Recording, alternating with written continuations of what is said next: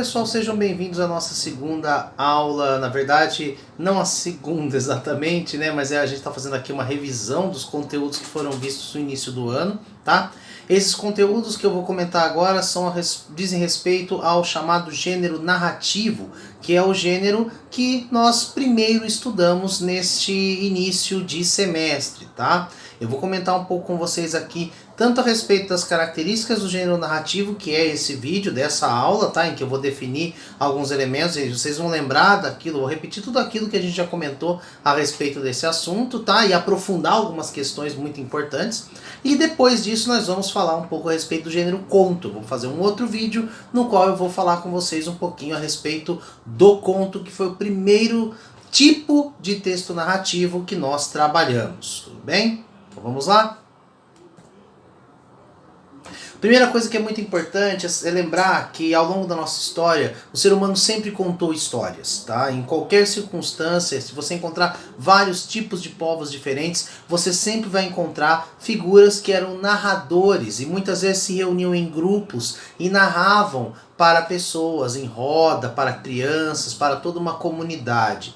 Ao longo do tempo, essas histórias que eram narradas oralmente passaram a ser reproduzidas no formato de texto escrito. Tá? O primeiro gênero narrativo que nós temos, o primeiro tipo de texto narrativo que nós temos é a poesia épica. Tá? Porém, com o passar do tempo, notou-se a necessidade de expressar essas narrativas sem estar atrelado ao gênero poético, que é a forma do gênero épico. Contar as histórias como se conta no dia a dia. Isso deu origem ao que nós chamamos de gênero narrativo. O que é o gênero narrativo? É um texto que tem uma estrutura em prosa, ou seja, você começa uma ideia e essa ideia continua na linha seguinte. Não é como a poesia. A poesia não se importa com o conteúdo principalmente, mas com a forma. Você corta a linha quando você quer criar um efeito estético para o seu poema. Já a prosa não, você corta a linha quando o assunto acaba, que aí você tem a chamada mudança de parágrafo. Então, há vários tipos de textos narrativos. Os textos de jornal, notícias, são narrações que contam uma história de um evento que aconteceu. Os poemas épicos são narrações. Porém, quando a gente fala de gênero narrativo, nós estamos falando especificamente de textos em prosa, cujo objetivo é, em geral, contar uma história de ficção, uma história que envolve personagens inventados, tá? E aí eu já mencionei com vocês a primeira característica desse gênero, o primeiro elemento fundamental do gênero narrativo, que são os personagens. Na verdade, nós temos aí cinco elementos fundamentais que existem em todo o gênero narrativo. Para a gente memorizar, eu até fiz uma formulazinha, né, como se fossem aqueles professores de física ou de química, né, que fazem frases para lembrar das organizações de tabelas periódicas e coisas do tipo. Mesma coisa aqui, vocês têm que lembrar do quê? Tem que lembrar do pente. Pente, professor? É, do pente. Personagem, espaço, narrador, tempo e enredo, que são os elementos do gênero narrativo. A primeira letrinha aí, P-E-N-T-E, pente, personagens, espaço, narrador, tempo e enredo. Esses são os 5 elementos fundamentais que compõem qualquer narrativa, tá? E o que são cada um desses elementos? Os personagens, sobre quem é a história. De quem que você está contando essa história? De quem que você está falando, tá? Um ou mais deles, né? Espaço, onde a história acontece, onde ela ocorre, qual é o lugar no qual se encontra essa história. Narrador, como o próprio nome diz, quem conta essa história? Quem narra essa história? Tá? Tempo. Quando a história ocorre, ou seja, em que momento que se encontra essa história e quanto tempo ela dura. Isso aqui durou 2 anos. Durante 5 anos nos encontrávamos sempre na mesma rua, né? E começa uma história e você tem uma noção de quando e quanto tempo ela dura, tá?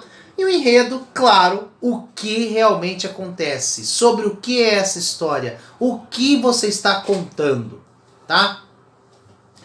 Então, a gente vai aqui, e esse é o minha apresentação inicial, né? Falar a respeito desses 5 elementos e caracterizar cada um deles. Cada um desses elementos vai ter tipos, né? Vai ter subtipos específicos, tá? E classificações específicas. Eu vou começar pelos personagens, que são aqueles que têm mais classificações, mais possibilidades, tá?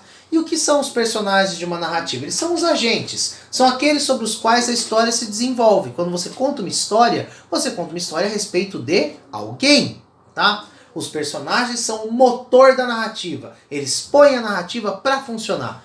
E são suas ações que permitem que ela se desenvolva. Ou seja, nós estamos ali acompanhando as ações, os efeitos, os eventos ligados a esse grupo de seres que são chamados de personagens. E claro, nós podemos classificar os personagens de várias formas, por vários pontos de vista, por várias perspectivas, tá? Se eu considerar como ponto de partida a importância do personagem, esse personagem pode ser um protagonista, ou seja, o personagem principal, a respeito de quem a história se desenvolve, todas as ações da narrativa se dão em torno deste protagonista, e lembrando, protagonista não precisa ser apenas um, você pode ter coprotagonistas, personagens que têm tanta importância quanto o principal, ou que são vários personagens principais, tá?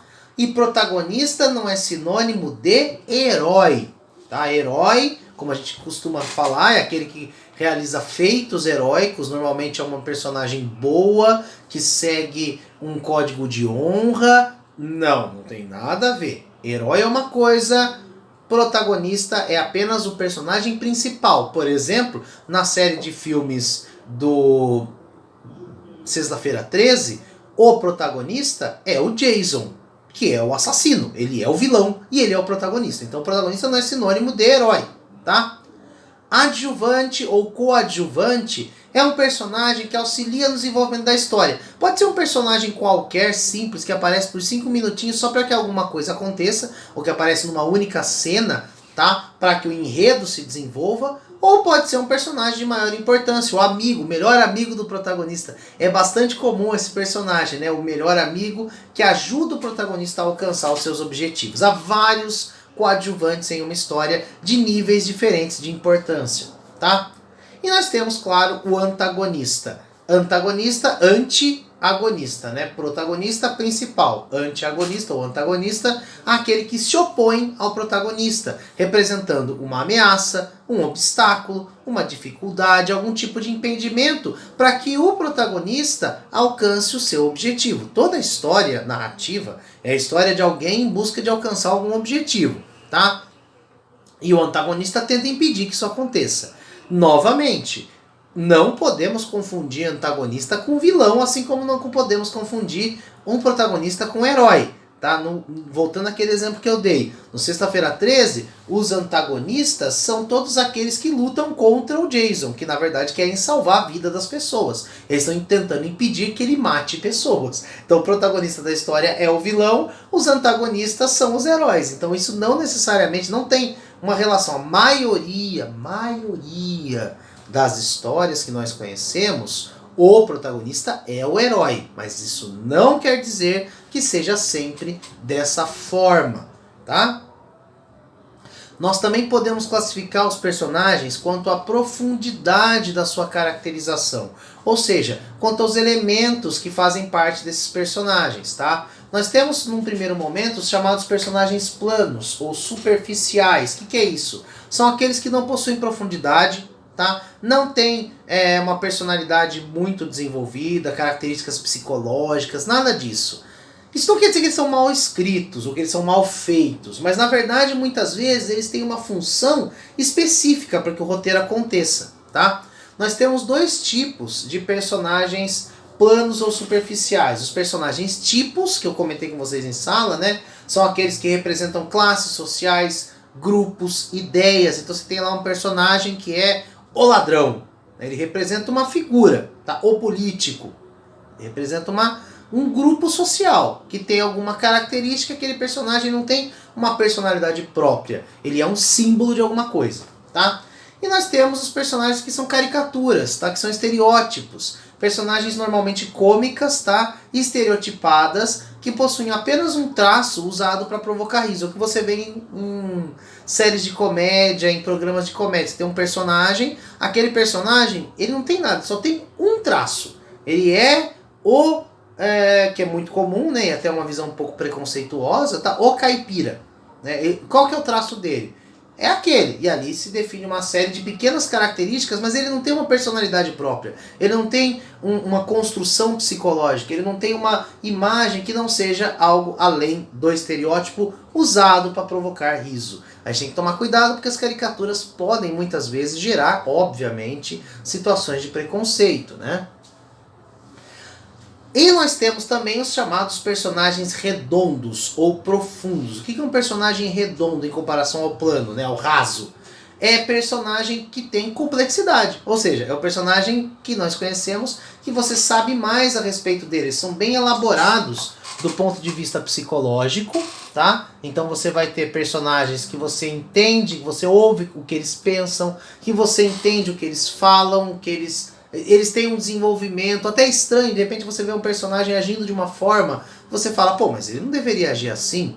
Por quê? Porque você já está conhecendo tão bem o personagem que você sabe até como ele pensa, como ele age, o que ele deseja. Esse é o modelo de caracterização dos protagonistas, claro, e de muitos outros personagens em histórias mais longas, como romances e etc. Se as histórias são mais curtas, muitas vezes os personagens não são tão profundos, tá? Eles têm características psicológicas, eles têm características físicas muito detalhadas, então você consegue ter uma noção clara do que é um personagem a partir da sua profundidade. E uma outra forma de caracterizar personagens, se você quiser utilizar como referência, é a partir dos chamados arquétipos. Lembrando que um arquétipo é um conceito inaugurado pelo filósofo e psicanalista Gustav Jung, tá? E que dá a entender que todos nós, nas nossas narrativas, sempre fazemos referências a imagens do passado, a arquétipos, a seres que são padrão para diversas sociedades, tá? Então você tem muitas vezes arquétipos, como por exemplo, o arquétipo do herói, tá? E dentro do arquétipo do herói você tem subarquétipos, né? Outros arquétipos, como o herói mitológico, aquele herói super poderoso que é capaz de feitos extraordinários. É o caso do Thor, por exemplo, quando você pensa nos filmes dos Vingadores e você compara os filmes com as narrativas literárias, você às vezes tem um personagem com superpoderes, né? Você tem aquele personagem que é o herói nacional, o herói que representa um povo, uma nação, que é o caso, por exemplo, do Capitão América, e também é o caso do Vasco da Gama na obra Lusíadas de Luís de Camões, tá? Você tem o Gavião Arqueiro, que é aquele personagem que é habilidoso, usa arco e flecha, é rápido, é ágil, não é forte, mas vence pela esperteza. Esse é o personagem que nós costumamos chamar de trickster, um personagem ousado, habilidoso, que é muito comum na literatura. Nós temos o Robin Hood, nós temos o protagonista da Odisseia, o Odisseu, de Homero.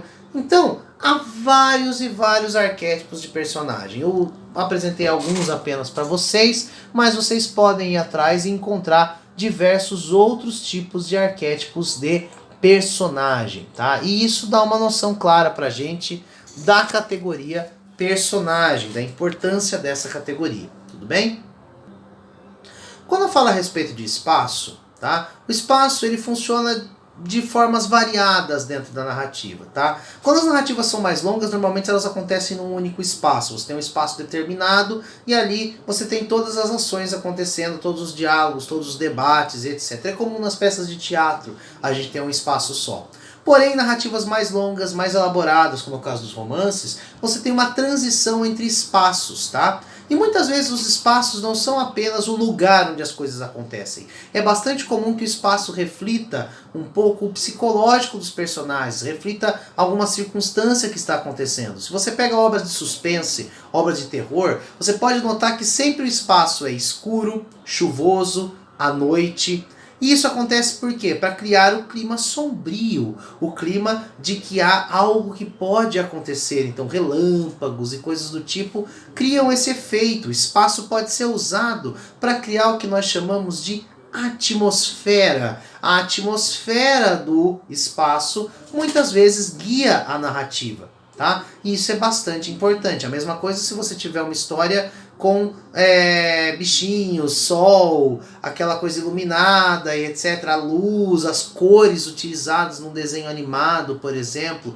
Isso tudo deixa o espaço mais alegre, mais feliz. É uma história mais leve, mais descontraída. Tá? Então o espaço é muito importante, não apenas do ponto de vista concreto, de onde as ações acontecem, mas também desse ponto de vista. Muitas vezes o autor descreve o espaço com detalhes porque ele quer que você note alguma coisa. É bastante comum você ter um elemento que é colocado em algum momento da história, no espaço, né? E depois ele é retomado por algum motivo. Então você tem lá uma menção a uma torre. Existe uma torre antiga, tal, depois não se fala mais dessa torre.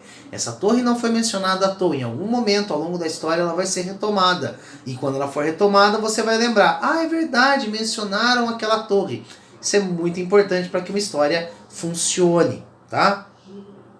Bom, nós falamos de personagens, espaço, agora o narrador, tá? O narrador é, como o próprio nome diz, aquele que conta a história, tá? O narrador, ele pode ser de pelo menos 3 tipos fundamentais. Ou você tem o narrador personagem, que é o narrador, como o próprio nome diz, é um personagem da história. Então a história é contada a partir da primeira pessoa, o eu, tá? Isso é o que a gente chama de foco narrativo. O foco é em primeira pessoa, é ele quem conta a história. Então ao longo da história você vai ouvir sempre a voz daquela pessoa falando sobre as suas impressões.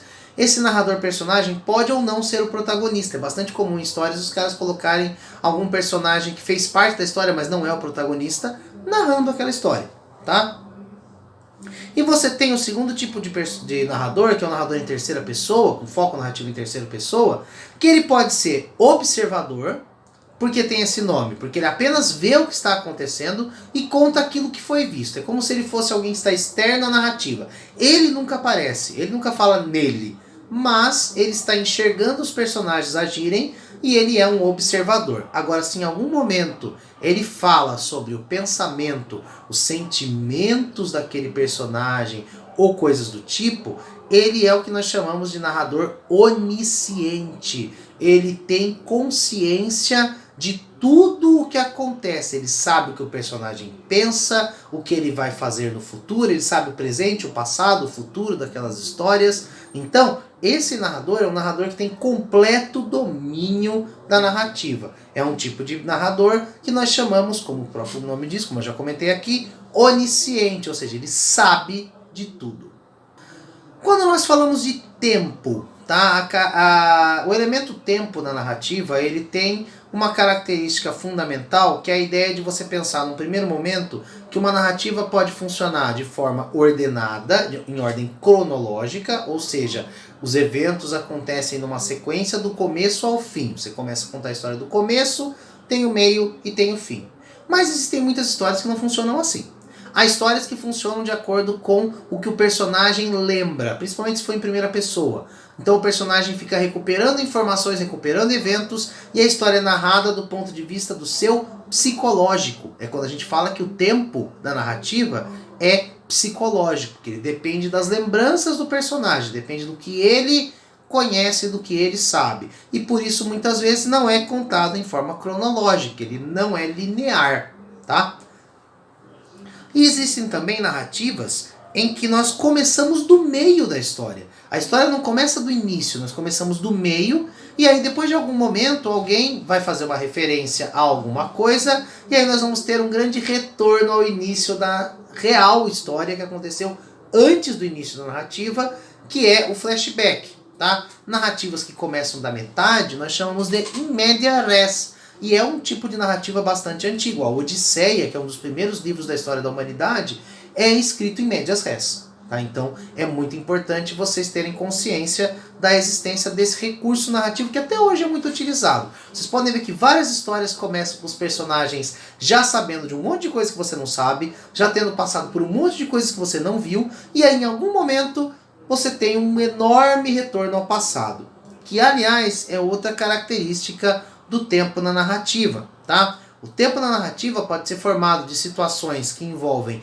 retornos temporais, você volta no tempo, ou antecipações, você antecipa algo, você prevê que algo vai acontecer, tá? Essas narrativas, por isso, dependem que você tenha um bom domínio, e eu comentei isso em sala, do uso dos tempos verbais. Os tempos verbais estão diretamente relacionados aos momentos da narrativa. E uma narrativa, um relato, é sempre contado no tempo passado. Ele sempre faz referência a algo que já aconteceu. Então você tem que ter noção da diferença entre os vários tipos de tempos passados. Você tem o pretérito perfeito, que conta fatos que já aconteceram e acabaram. Você tem o pretérito imperfeito, que conta uma ação que acontecia no passado e nós não sabemos se acabou ou que acontecia durante o passado, tá? Uma ação incerta, imperfeita, inacabada, tá? Nós temos o mais que perfeito, que é o tempo que indica uma ação que aconteceu antes deste momento no passado. Então eu falo, ontem encontrei com meus amigos, mas eu já tinha falado com eles há 2 dias atrás. Se tinha falado, é o mais que perfeito. Então nós temos que ter consciência que existe essa diferença, e quando você escreve uma narrativa, você tem que saber organizar os tempos de forma bastante clara. E por último, o enredo. O enredo é a própria história, é aquilo que é contado, tá? O que é o enredo? O enredo pode ser dividido em pode ser organizado de diversas formas, mas é importante ter noção de uma sequência, que eu lembro que eu até coloquei na lousa para vocês, e que eu mostro aqui novamente, que é aquela que diz respeito a como a narrativa evolui, como se dá a evolução de uma história. Uma história, ela parte sempre de um motivo, tá? O personagem tem um motivo para realizar a sua ação, algo que tem que acontecer para que a narrativa se inicie. O motivo do início da narrativa, tá? Isso é o mais importante. Senhor dos Anéis, qual é o motivo do Senhor dos Anéis? Gandalf aparece na casa do Frodo com um anel, e aí você tem que ir em busca do anel e jogar o anel fora, tal, e aí você tem todo o motivo da narrativa ligado àquela visita à casa do Frodo, que na verdade é a casa do Bilbo Bolseiro, né, que era o tio dele, que viveu as aventuras que aparecem lá no Hobbit, tá? Motivo de acontecer qualquer história tá ligado normalmente ao personagem, tá? O personagem tem um objeto de desejo. O personagem normalmente é o protagonista, ele quer alguma coisa, ele quer alcançar, ele tem um destino, ele tem que vencer um grande vilão, ele tem que encontrar um tesouro, ele tem que resgatar uma pessoa, ele tem que encontrar o amor, ele tem que solucionar um mistério, não importa, ele tem um objeto de desejo que está diretamente ligado ao motivo. A história começa por conta de um assassinato, e o nosso protagonista tem como objetivo, como objeto de desejo, descobrir quem é o assassino. Então isso é um exemplo de uma relação entre o objeto de desejo e o motivo da narrativa, tá? A partir do momento que se estabelecem o motivo e o objeto de desejo, nós temos o desenvolvimento da narrativa, e aí vai se colocar o chamado conflito, que é quando o protagonista entra em contato com o antagonista, né, com aquele que se coloca como obstáculo no seu caminho, e ao mesmo tempo, e é muito importante, com outros vários obstáculos que surgem. O conflito, e é importante que se diga isso, ele não precisa ser uma pessoa, ele não precisa ser nada, pode ser um objeto, pode ser uma dificuldade, pode ser um problema do próprio personagem. O personagem tem uma angústia no passado, um trauma que o impede de fazer alguma coisa. Isso é um conflito psicológico, que faz com que o personagem tenha dificuldades para alcançar o seu desejo, tá? A partir do momento que você está desenvolvendo a história, você tem que pensar, eu tenho que chegar em algum lugar, certo? Essa história tem que terminar.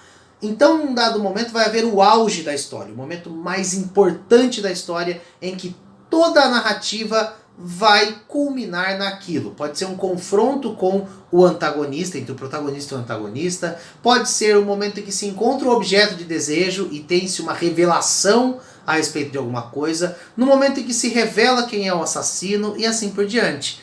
Esse momento é que nós chamamos de clímax, tá? É o momento ápice da história, o momento mais importante de uma narrativa. Narrativas longas divididas em capítulos, elas vão sempre tentar retardar a chegada do clímax para criar expectativa e fazer com que o leitor queira continuar lendo aquela história. Então você vai ficar lá empurrando até que haja aquele momento que você sabe, nossa, esse é o momento mais importante, que aquilo especificamente aconteceu e a partir daqui a história vai terminar. É o confronto do Simba com o Scar.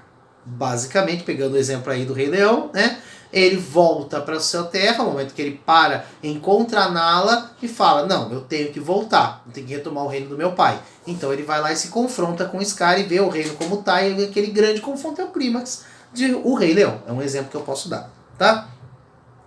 E aí, depois que acontece o clímax, você tem que ir para o final da história, o chamado desfecho, o desenlace, onde todas... Por que tem esse nome desenlace? Pensa na ideia do laço, do enlaçar. Você foi dando um nó ao longo da história. O que você tem que no final fazer? Desfazer esse nó, ou seja, pegar tudo que sobrou, reunir e tentar terminar a história. Muitas histórias acabam ficando ruins porque o cara não sabe terminar. Ele construiu a história sem pensar onde iria chegar. Um bom texto, um texto bem escrito, é aquele em que normalmente o autor já planejou o final. Então, o desenlace já está pronto desde o início. E aí, o que você tem como objetivo? Desenlaçar, né, os objetivos e entregar para o leitor o final daquela narrativa. Tudo bem? Bom, é isso por essa aula. Na próxima aula eu vou comentar um pouco a respeito do gênero conto, tá? Que é um gênero que nós falamos em sala, um gênero de escrita breve que faz parte do gênero narrativo.